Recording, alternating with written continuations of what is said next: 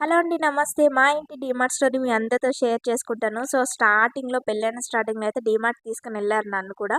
So, అప్పుడు బిల్లొచ్చి 20,000 అయింది. ఎందుకంటే మేము అప్పుడే లైఫ్ స్టార్ట్ చేస్తున్నాం. సో, ఇంక నెక్స్ట్ 2, 3 టైమ్స్ కూడా వెళ్ళామనమాట. వెళ్ళినప్పుడు కూడా 10,000, 11,000 ఒక్కొక్కసారి అయితే 7, 8,000 కూడా అయినాయి.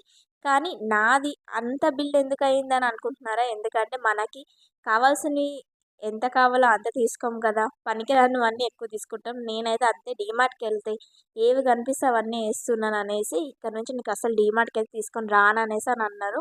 ఏదో జోక్ చేస్తున్నారులే అని అనుకున్నాను.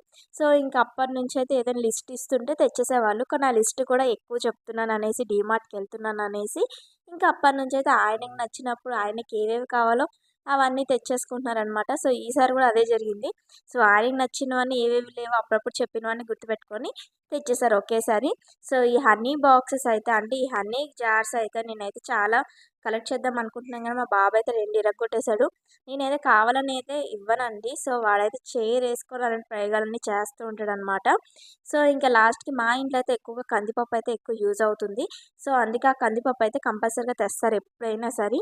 ఇక్కడ మీలో ఎంతమందికి డీమార్ట్ బయటున్న పాప్‌కార్న్ అయితే చాలా ఇష్టం. నాకైతే చాలా ఇష్టమండి.